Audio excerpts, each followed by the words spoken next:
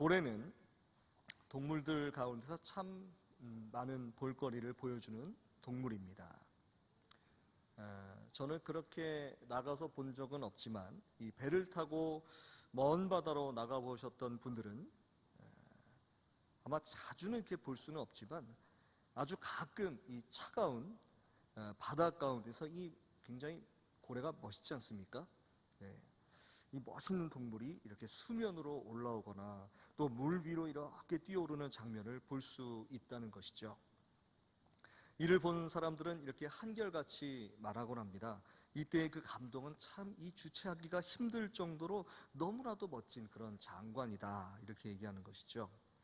이때의 그 고래를 보면서 느끼는 그 경이로운 그 사실은 이러한 고래의 모습이 참 자유롭게 보인다라는 그러한 감동을 받는다고 합니다. 마치 고래는 아무런 거리낌 없이 자신이 하고 싶은 대로 하면서 자기 인생을 사는 것처럼 그렇게 보이기도 한다는 것이죠. 그런데 어떤 곳에서 우리는 종종 또 갇혀서 살아가는 이 고래의 모습을 볼 수도 있습니다. 그렇게 볼 수 있는 고래는 모두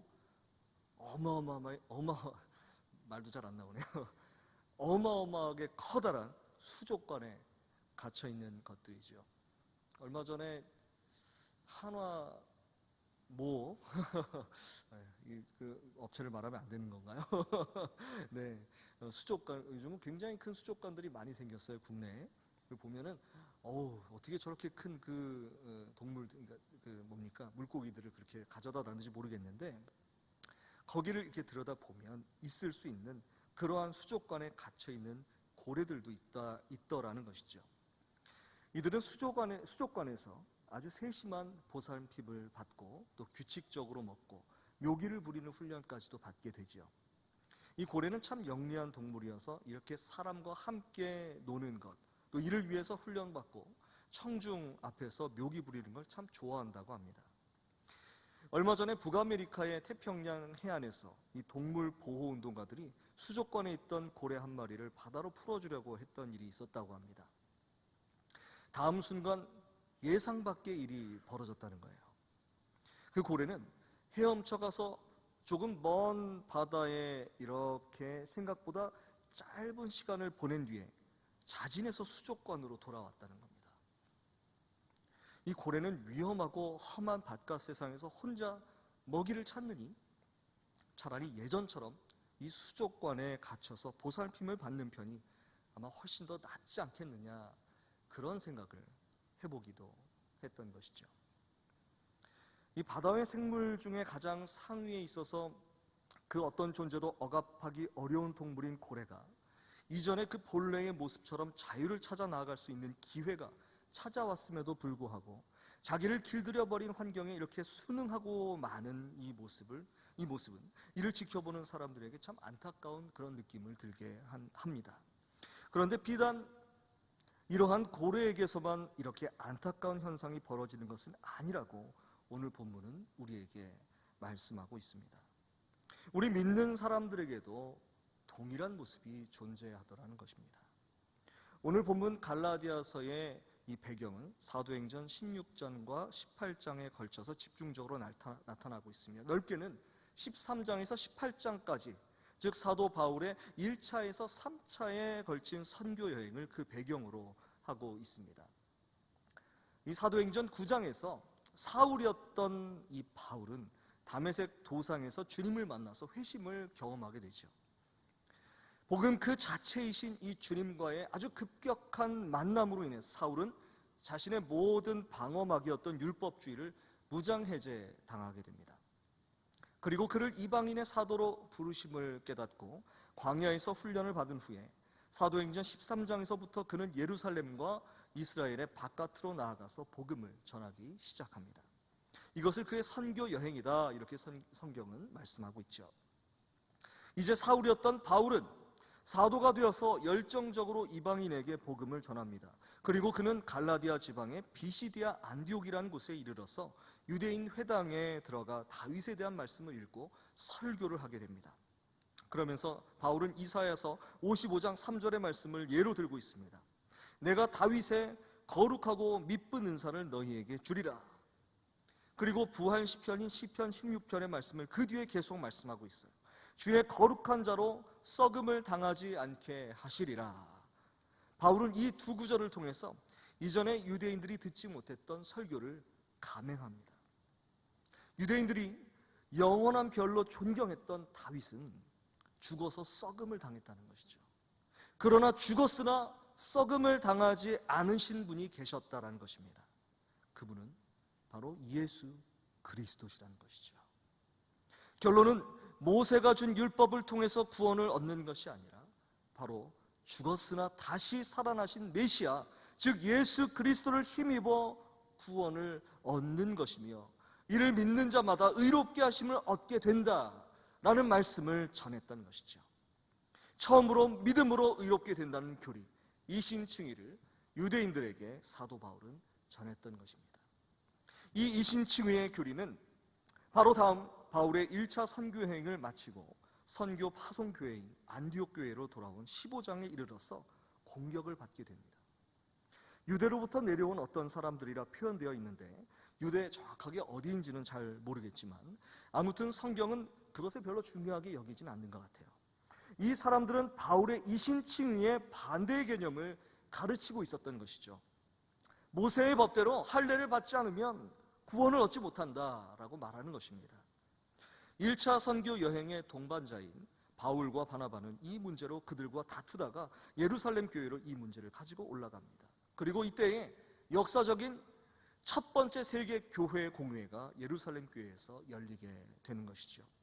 그리고 예루살렘 공의회는 율법으로 구원을 받는 것이 아닌 이신칭의, 즉 유대인이든지 이방인이든지 주 예수 그리스도의 십자가로 얻게 된 구원은 오직 믿음으로만 얻게 됨을 공표하게 되는 것입니다.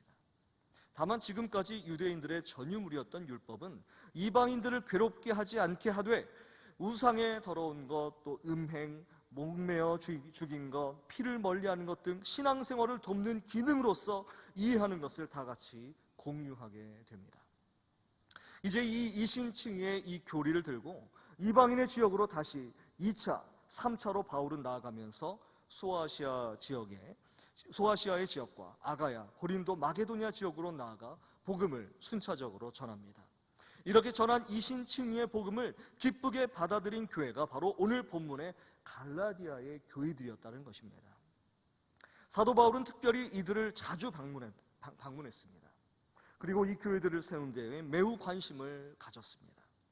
갈라디아의 교회들은 그들이 이전에는 이방인이었고 유대인들의 종교에는 전혀 관심이 없었지만 사도 바울의 복음은 유대인들에게도 독특한 것이었고 자신들에게는 전혀 없었고 한 번도 경험한 적이 없었던 새로운 신의 개념을 바울로부터 듣게 되었습니다. 즉 갈라디아 교회는 이방인들의 교회였지만 사도 바울의 이신칭의 교리를 누구보다도 잘 알고 있었던 교회였다라는 것입니다. 이신칭의 교리, 믿음으로 의롭게 된다는 바로 이것을 많이 훈련받았던 그러한 교회였다는 것이죠. 그러나 그렇게 한 몸과도 같았던 이 사랑했던 교회가 이상해지기 시작합니다. 오늘 본문 8절부터 11절까지의 말씀 우리 아까 읽어보았지만 다시 한번 8절부터 11절까지의 말씀 한번 띄워주시겠습니까? 우리 말씀을 찾아보면서 오늘 본문의 8절부터 11절까지의 말씀 다시 한번 같이 한번 읽어보도록 하겠습니다. 시작. 그러나 너희가 그때에는 하나님을 알지 못하여 본질상 하나님이 아닌 자들에게 종노릇하였더니 이제는 너희가 하나님을 알 뿐 아니라 더욱이 하나님이 아신 바 되었거늘 어찌하여 다시 약하고 천박한 초등학문으로 돌아가서 다시 그들에게 종노릇하려 하느냐. 너희가 날과 달과 절기와 해를 삼가 지키니 내가 너희를 위하여 수고한 것이 헛될까 두려워하노라. 분명 갈라디아의 교회들은 사도 바울의 복음으로 세워진 이방인들의 교회였습니다. 그런데 그들이 지금 행하고 있는 신앙의 모습이 유대인과 아주 비슷한 것을 발견하게 된 것이죠. 그들이 날과 달과 절기와 해를 지키고 있다는 것입니다. 다른 성경의 번역으로는요, 이것을 그냥 지키는 게 아니라 꼼꼼하게 지키고 있더라, 이렇게 표현이 되어지고 있습니다. 여기서 날은요, 유대인들이 전통적으로 지켰던 안식일과 금식일을 말하는 것입니다. 달은 매월 초하루 지키는 월삭 등을 말하는 거예요. 사무엘상의 20장에 보면 다윗이 사울 왕에게 이제 쫓김을 당하기 직전에 그 아들 요나단이 그를 숨겨줄 때 아버지 사울 왕을 모시고 월삭에 함께 식사를 해야만 한다라고 말하면서 월삭에 대한 표현을 이렇게 하는 것을 우리가 볼 수 있습니다. 절기는 무엇이냐면 율법이 규정하는 3대 절기가 있죠. 유월절과 오순절 그리고 장막절을 말하는데 이후에는 나팔절, 수전절, 불임절 이런 것들이 또 들어가게 됩니다. 마지막으로 해는 무엇이냐? 해는 매 7년마다 돌아오는 안식년과 50년마다 돌아오는 희년을 말하는 것입니다. 자, 날과 달과 절기와 해 여러분들 다 지킬 수 있겠습니까? 저 어마어마하게 많지 않습니까? 이것을 달력에만 표시해도요 굉장할 것 같아요. 이 날과 달과 절기와 해를 지키는 것, 이게 뭡니까? 바로 율법을 지키는 거고 꼼꼼하고 성실하게 지키는 것을 말하는 것이죠. 그리고 바울은 이것을 꼼꼼하게 갈라디아 교인들이 지켜왔더라라고 이렇게 전하고 있는 것입니다. 아니 정확하게는요, 왜 너희가 이것을 꼼꼼하게 지금 지키고 있느냐라고 반문하고 있는 것입니다. 우리가 만약에 이 시대로 지금 돌아가서 이러한 소식을 들었다라고 한다면 아마도 이 교회들이 유대인들의 교회라고 착각했을지도 모릅니다. 그러나 갈라디아의 교회는 이방인들에 의해서 지어진 교회입니다. 율법이 기초가 아닌 바로 이신칭의의 복음이 기초가 된 교회가 바로 이 갈라디아 교회입니다. 바울은 유대인 그리스도인들의 수장이라 여겨졌던 베드로에게조차 복음의 정확한 잣대를 들어서 비판하고 있습니다. 갈라디아서 2장에서 베드로는 그의 수종자들과 함께 이방인 그리스도인과 식사의 규제를 나누고 있는데 유대인 그리스도인들이 주변에 등장하니까 슬그머니 그 자리를 떠나게 되었고 그와 함께했던 바나바와 추종자들도 현혹되어서 그들을 외식의 부끄러움으로 빠지게 만들었다. 그래서 사도 바울은 바로 그들이 복음의 율법주의에 빠졌으며 이신칭의와 저울질을 했다고 아주 철저하게 비판하는 내용이 갈라디아서에 있습니다. 그런데 하물며 이방인 그리스도인들의 주류를 이루고 있는 갈라디아 교회에서 이 모든 날과 달과 절기와 해를 이렇게 열심히 지키고 있다니요. 어떤 문제가 발생했습니까? 바울 사도는 갈라디아 교인들의 초등학문이 그들의 신앙생활 가운데서 다시 작동하기 시작했다라고 보는 것입니다. 여러분, 초등학문이 무엇인 줄 아십니까? 바로 앞서 말씀드렸던 고래를, 기억나시죠? 고래를 자신의 자유로웠던 고향인 자연으로 돌아가지 못하게 만들었던 수족관의 보살핌과도 같은 것이란 말입니다. 여러분, 초등학문, 다시 한번 질문합니다. 초등학문이란 무엇입니까? 초등학문은 그 뜻을 이렇게 둘로 볼 수 있을 것 같습니다. 하나는 바로 율법으로서의 의미를 말합니다. 이미 사도 바울은 갈라디아서 3장에서 이 문제를 먼저 부각시켜서 열띤 토론을 벌였습니다. 갈라디아서 3장 24절에 이렇게 되어 있죠. 이같이 율법이 우리를 그리스도께로 인도하는 초등교사가 되어 우리로 하여금 믿음으로 말미암아 의롭다함을 얻게 하려 함이라. 사도 바울은 율법의 기능은 바로 초등학문을 가르쳐 주어서 때가 이르기 전까지 그때에 일어날 일을 준비시켜주는 그러한 초등교사로 존재한다는 것입니다. 바로 그때는 언제냐? 바로 예수 그리스도를 만나는 때이며 초등교사가 예수 그리스도로 우리를 바르게 인도해 주면 비로소 그 역할을 다 한 것이다 라는 것이죠. 즉 율법의 통치를 받는 사람들, 곧 유대인들은 이 율법 아래에 있었기 때문에 율법의 생명이 다하게 되었을 때 예수 그리스도 아래로 인도함을 받게 되는 역할을 하는 것이 바로 이 유대의 율법의 초등학문적인 그런 의미입니다.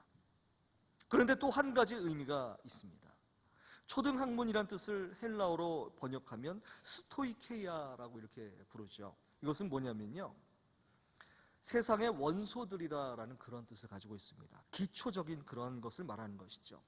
예전에 헬라 철학자들은 이것을 만물을 구성하는 첫 번째 요소다라는 그런 의미를 가지고 얘기를 했다고 합니다. 그래서 공기, 물, 흙 이런 것을 가리키기도 하는데 이것은 초보적이고 일차적인 근본 원리, 종교적 가르침의 기본적 요소들이라 이렇게 해석할 수 있습니다. 성경에서는 이와 같은 내용을 로마서 1장 18절에서 20절까지의 내용을 들어서 설명하고 있습니다. 한번 들어보십시오. 하나님의 진노가 불의로 진리를 막는 사람들의 모든 경건하지 않음과 불의에 대하여 하늘로부터 나타나니 이는 하나님을 알만한 것이 그들 속에 보임이라. 하나님께서 이를 그들에게 보이셨느니라. 창세로부터 그의 보이지 아니하는 것들 곧 그의 영원하신 능력과 신성이 그가 만드신 만물에 분명히 보여 알려졌나니 그러므로 그들이 핑계하지 못할지니라. 유대인들에게는 율법이 있어서 그들에게 진정한 구원으로의 안내가 되어지는 초등학문으로 존재했었다면 하나님은 이방인들에게도 동일한 역할을 감당하는 초등학문 주셨다는 것입니다. 이것은 하나님을 잘 모른다고 하는 이방인들에게서도 그 책임을 피할 수 없는 장치를 이미 만들어 두셨다는 것입니다. 물론 이 말은 율법이 아닌 다른 곳에서도 구원을 알 수 있고 깨달을 수 있는 무언가를 동일하게 만들어 주셨다는 그런 말은 아닙니다. 그러나 하나님은 바로 이 모세를 사용하여 주셔서 애굽으로부터 이스라엘 백성을 구원해 내실 때에 그들을 장자와도 같이 여기시겠다고 말씀하십니다. 그들을 제사장 나라로 삼아 모든 나라 족속들의 대표로서 그들을 세우시겠다고 말씀하십니다. 그것은 이스라엘 민족이 율법을 가졌기 때문에 우월한 족속이 되는 것을 말씀하신 것도 아니요, 또한 그렇지 않은 이방 족속들이 하나님과 관계없는 방종과 무책임의 삶을 살아가는 것을 말하는 것도 아닙니다. 하나님은 하나님이 창조하신 모든 세상에 그에 합당하게끔 이미 하나님을 알 수 있는 원리와 직책 그리고 지위를 허락하셨다라는 것입니다. 유대인들에게는 율법을 맡은 자로서 이를 충실히 잘 이행하며 말씀을 온전히 잘 깨달아야 하는 책임을 주셨고, 그렇지 못한 이방 족속들이라 하더라도 그들이 하나님을 거스르며 하나님의 뜻과 반대로 살아가는 것을 허락하신 적이 없다는 것입니다. 사도 바울은 다시 이러한 초등학문과의 관계를 4장 3절의 말씀에서 조금 더 분명히 설명하고 있습니다. 우리 3절인데 3절의 말씀 한번 같이 읽어볼까요? 3절입니다. 시작. 이와 같이 우리도 어렸을 때에 이 세상의 초등학문 아래에 있어서 종노릇 하였더니, 이렇게 유대인들에게나 이방인들에게나 그 책임을 피하지 못하도록 하나님은 조치를 취하십니다. 이 초등학문 아래 종노릇하게 하셨다는 것이지요. 종노릇한다는 말씀이 조금 인상적입니다. 이에 대해서 사도 바울은 이 앞부분에서 이렇게 설명하고 있습니다. 사실 우리 이 한국에서 전통적으로 아버지와 아들의 관계가 좀 이렇게 수직적인 관계라고 볼 수 있지 않습니까? 이 관계가 좀 이렇게 모르겠습니다. 다른 민족보다는 좀 강한 것 같은 그런 느낌이 들 때가 있습니다. 저희 집만 그런지 모르겠는데요. 그래서 아버지의 자리에 아들이 갈 수 없고, 아버지가 앉은 자리에 아들이 가서 앉을 수 없고, 또 아버지보다 앞서도 안 되는 그런 어려운 관계를 이렇게 보면, 좀 이렇게 전통적인 관계에서 보면 그런 것들을 볼 수가 있습니다. 특히 이제 예전에 이 성리학을 보면 군신과 부자와 또 부부를 주종 관계다 이렇게 해석을 하기도 했다고 하죠. 무시무시한 말입니다. 주종 관계라고 해석을 했다는 것이죠. 군신과 부자와 부부가 이 세상에 있을 때에 내가 종말을 맞이할 때까지 받들고 섬겨야 한다라는 것을 그렇게 규정해 놨다는 것이죠. 그런데 이스라엘에서는요, 이 부자 간의 관계를 이렇게 좀 다르게 해석합니다. 아직 성년에 이르기까지 아버지와 아들의 관계는 이 주종의 관계가 맞습니다. 그런데 이 주종의 관계는 오래가지 않습니다. 성년이 이르러 이제 어린아이가 아니라는 것이 판명이 되면 더 이상 이 관계에 있어서 아들이 종의 관계가 아닙니다. 아버지와 아들이 이렇게 동일한 관계로서 아버지의 유업을 물려받을 수 있는 정당한 관계로 올라간다는 것이죠. 바로 이것을 말하는 것입니다. 초등학문은 이렇게 하나님과 우리와의 관계를 제대로 알 수 있는 바로 그때가 올 때까지, 특히 율법은 이것을 더욱더 잘 설명해 주고 있죠. 그때가 올 때까지 우리가 꼼짝없이 하나님의 법을 배우는 것입니다. 여기에 날과 달과 절기와 해도 있습니다. 또 할례도 있습니다. 율법 지킴이 있습니다. 그러나 이제 그때가 이르렀다는 것이죠. 예수 그리스도께서 오셨습니다. 그러면 이제 초등학문 아래에서 종의 관계로 있었던 우리의 주종 관계가 파기되어지는 것입니다. 완전히 사라지는 것이죠. 더 이상 필요가 없어지는 것입니다. 성경은 이 관계를 바로 나와 우리와 하나님과 온전한 관계로 나아가는 것으로 표현하고 있습니다. 오늘 본문은 이것을 이렇게 표현하고 있습니다. 4절과 5절인데 한번 말씀을 들어보시기 바랍니다. 4절과 5절입니다. 때가 차매 하나님이 그 아들을 보내사 여자에게서 나게 하시고 율법 아래에 나게 하신 것은 율법 아래에 있는 자들을 속량하시고 우리로 아들의 명분을 얻게 하려 하심이라. 하나님이 그 아들 예수님을 하나님의 신분에서 인간의 신분으로 낮추십니다. 그리고 어디까지 낮추시냐면 율법 아래까지 낮추십니다. 율법은 정죄하는 것이죠. 정죄의 목적은 심판입니다. 율법 아래에 있는 모든 존재는 다 심판받는 것입니다. 율법은 유대인들의 죄만을 이야기하지 않습니다. 초등학문 아래에 있어서 그 아래에서 하나님을 알만한 것들이 있음에도 불구하고 전혀 하나님을 구하지도 찾지도 않았던 모든 존재들에 대해서 율법은 하나님의 심판을 선포합니다. 그리고 그 심판의 화살은 놀랍게도 우리가 아닌, 또 이방인들도 아닌, 그 어떤 존재도 아닌 바로 예수님에게로 향합니다. 본래 우리 인간에게 정조준 되어야 할 심판의 그 화살이 하나님의 능력으로, 하나님의 뜻으로 아무런 죄도 없으신 그 아들을 향해 정조준되어서 쏘아집니다.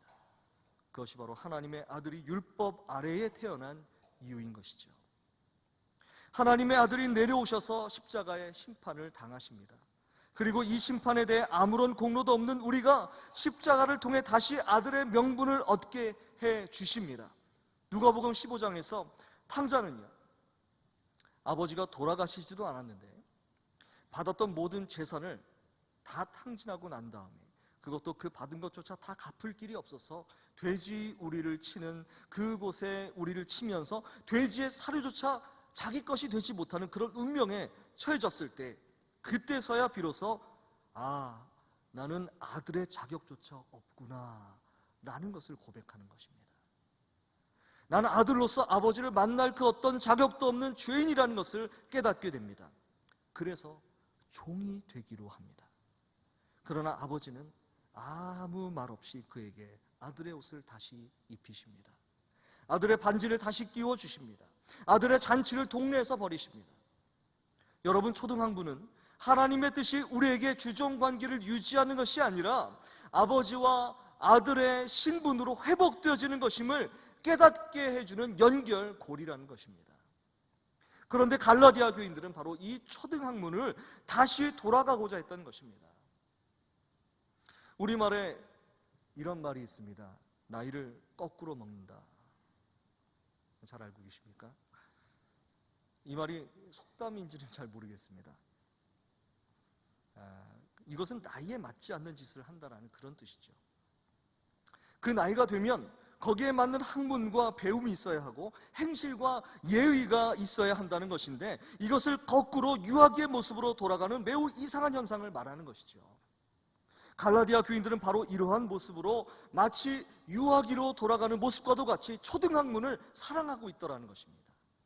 게다가 자신들의 신과 사상과 문화를 버리면서까지 그리스도의 복음을 영접했던 그들이며 그것이 자신들의 삶의 온전한 변화를 가져왔음을 이미 체험했던 그들인데, 이제 그들 그렇게 자신들을 변화시킨 복음을 저버리고 오히려 유대인의 초등학문인 율법, 즉 날과 달과 해와 절기를 지키는 그들은 아무것도 몰랐었던 유아기적인 죄가 아닌 이제는 장성하여 짓는 죄를 범하고 있었다는 것을 깨닫지 못하고 있더라는 것입니다.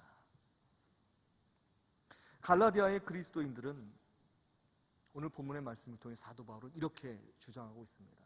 다시 돌아가야 한다는 것이죠. 9절에 보면 사도 바울은 그들에게 이렇게 말하고 있습니다. 이제는 너희가 하나님을 알 뿐 아니라 더욱이 하나님이 아신 바 되었거늘 어찌하여 다시 약하고 천박한 초등학문으로 돌아가서 다시 그들에게 종노릇 하려 하느냐. 사도 바울은 그들에게 창피함을 느꼈던 것이죠. 여러분, 책거리라는 풍습이 우리나라에 있습니다. 잘 아시죠? 책거리 하면 이제 여러 가지 이제 책을 다 보고 난 다음에 이제 하는 그런 것을 말하는데 꽤 오래된 풍습이었던 것 같아요. 서당에서 예전에 서당에서 아이들이 이제 그 예전에 배웠던 책 중에 이제 동몽선습, 뭐 논어, 맹자 이런 것을 이제 떼지 않습니까? 이제 아마 연세 드신 우리 어르신 권사님들은 이제 고개를 끄덕끄덕 거리시는데 네. 이런 것을 떼면 잔치를 벌이는 거예요. 잔치를 벌여서 이것을 기념하고 축하하는 자리를 만들어 줍니다. 왜 이것을 하는 것입니까? 이 책거리를 왜 하는 것인가요? 예전에 그 어린 시절, 지금 이제 다 읽었죠. 이제 그 어린 시절 읽었던 책으로 돌아가지 않기 위해서 하는 것입니다. 이해가 가십니까? 이 책을 떼었으면, 이제 그 책을 떼었으면요, 이제 그 책을 다시 읽는 것이 아니라 이 상위의 책들을 읽어야 하는 책임이 생기는 것입니다. 유대인들마저도 율법은 이제 버려야 하는 유치한 책이 되었습니다. 예수님의 십자가 복음은 율법을 초월하는 상위의 말씀입니다. 이렇게 뛰어넘어야 하는 율법을 갈라디아의 그리스도인들은 이에 미혹되어 버렸다는 것이죠. 이것은 예전에 그리스도의 복음을 만나기 이전에 그들이 가지고 있었던 신들과 종교와 신앙 등의 초등학문으로 다시 회귀한다라는 그러한 말입니다. 그들은 본래 자유롭게 뛰어놀았던 넓은 바다로 돌아가는 그 길을 잊어버렸습니다. 그들을 얽매이게 했던 초등학문의 안식처에 그대로 머무는 것이 좋았다는 것이죠. 예수 그리스도를 믿으면 버려야 할 많은 것들을 그들은 아직 버리지 못했습니다. 오히려 유대인의 율법들을 지키면 예수님도 믿는 것 같고 하나님도 아는 것 같고, 그리고 그러한 행위들이 왠지 예전의 신들의 기억을 나게 하는 멋있는 예식인 것 같아서 좋고, 그렇게 이것도 좋고 저것도 좋고 하는 마음으로 복음과 초등학문 사이를 줄다리기 하면서 갈팡질팡했던 갈라디아의 그리스도인들이었다라는 것입니다. 이제 그들의 문제가 밝혀지기 시작합니다. 그러면서 사도 바울은 이 갈라디아 그리스도인들에게 강력하게 두 가지를 주장하고 있습니다. 한번 따라해 보시겠습니까? 다시 한번 해보겠습니다. 다시 돌아가지 맙시다. 우리 옆에 계신 분들에게 다시 한번 인사하시면서 한번 이렇게 말씀해 보십시오. 다시 돌아가지 맙시다. 먼저는 무엇이냐면 다시 돌아가지 말자는 거예요. 다시 돌아가지 말라는 것입니다. 좋게 보면 그들을 자라나게 했고 영양분을 공급했던 인큐베이터 같았던 그런 장치였죠. 그러나 거기에 머무르면 그들은 죽을 수밖에 없어요. 어떻게 장성한 어른이 분유나 엄마젖을 먹고 살 수 있습니까? 그것을 다시 따르고 좋아하는 것도 크나큰 죄라는 것입니다. 출애굽기에서 이스라엘 백성은 하나님이 너무나도 멋지게 열장과 홍해의 물을 갈라주심으로 멋있는 승리를 이스라엘에게 안겨주십니다. 그러나 그들은 곧 다 그 일을 싹 잊어버려요. 인간의 굉장히 큰 달란트 중에 하나입니다. 망각해버립니다. 잊어버리는 것이죠. 어떻게 그렇게 기가 막히게 잊어버리는지 모릅니다. 저희 아들과 저희 자식들에게 제가 너무너무 다 좋은데 한 가지 아쉽고 정말 제가 얘들이 크면 꼭 물어보고 싶은 게 하나가 있는 게 뭐냐면, 야, 내가 너희들한테 잘해준 게 몇 개인데 요거 한번 꼭 물어보려고 기억은 하냐? 이렇게 모르겠습니다. 지금도 위에서 보고 있을지 모르겠지만 네, 어쨌든 다 잊어버리는 거예요. 잊어버렸어요. 그리고 그들이 애굽에서 즐겼던 고기와 음식과 편안한 잠자리를 생각하면서 불평하기 시작합니다. 그리고 그들은 결국 하나님이 이끄시는 길에 걸림돌이 되고 마는 것이죠. 여러분 기억하십시오. 하나님은 불의를 참지 않으시는 분이십니다. 하나님을 만났고 교제하고 경험했다면 하나님은 하나님을 의지하고 끝까지 하나님을 붙들기를 원하시는 하나님이십니다. 만약 여러분께서 혹시 믿음을 가지기 이전의 삶이 지금 여러분들의 그 삶을 미혹하고 있다라고 한다면, 계속해서 유혹하고 있다라고 한다면, 여러분 오늘 말씀을 듣고 여러분 돌이키실 수 있어야 합니다. 또 한 가지 따라해 보시기 바랍니다. 다시 돌아갑시다. 옆에 계신 분들에게 말씀해 주세요. 다시 돌아갑시다. 다시 돌아가야 합니다. 다시 돌아가야 합니다. 돌이키지 말아야 할 것은 돌이키지 말아야 하고요. 돌아갈 것은 돌아가야 합니다. 하나님은 이미 예수 그리스도를 우리에게 주심으로 그리스도를 영접한 우리를 당신의 자녀로 신분 회복시켜 주십니다. 이것은 이미 하신 일이에요. 그렇다면 우리는 이전의 죄의 길로 돌아가서는 안 됩니다. 우리는 부르신 아버지의 길로 우리는 돌아가야 하는 것입니다. 아직 우리의 모습이 완전하지는 않지요. 넘어지기도 할 것입니다. 좌절하기도 할 것입니다. 또 낙마하기도 할 것이에요. 낙심하여 쓰러지기도 할 것입니다. 그러나 그럼에도 불구하고 우리가 결코 쓰러질 수 없는 것은, 넘어져 있기만 할 수 없는 것은 우리가 먼저 알기도 전에 하나님께서 바로 그러한 우리를 아시고 계셨다 말씀하시기 때문입니다. 먼저 하신 아버지께서, 그리고 더 놀라운 것은 바로 우리를 먼저 자녀 삼아 주십니다. 6절의 말씀 같이 한번 읽어볼까요? 6절입니다. 시작. 너희가 아들임으로 하나님이 그 아들의 영을 우리 마음 가운데 보내사 아빠 아버지라 부르게 하셨느니라. 아멘. 이것이 성경이 우리에게 주시는 우리의 길의 진정한 목적입니다. 우리를 부르신 참 목적. 못났죠? 저를 한번 보십시오. 얼마나 못났습니까? 형편없지 않습니까? 정말 못나고 힘없고 형편없는, 가진 건 없는 우리를 당신의 자녀로 삼아주시는 아버지 앞에 늘 탕자의 마음으로 돌아가는 것입니다. 우리는 바로 이 마음 하나만을 가지고 우리의 연약함을 다 주님의 십자가 앞에 내려놓고 먼저 우리를 아시는 하나님 앞에 아빠, 아빠 한번 불러보시기 바랍니다. 아빠, 아빠, 아버지, 아빠, 아버지라 부르면서 믿음의 길을 그렇게 오뚜기처럼 넘어지더라도 또 일어나시면서 주님 손 붙잡으시면서 또 힘있게 걸어 나아가시는 아버지의 자녀들 다 되시기를 주님의 이름으로 축원합니다.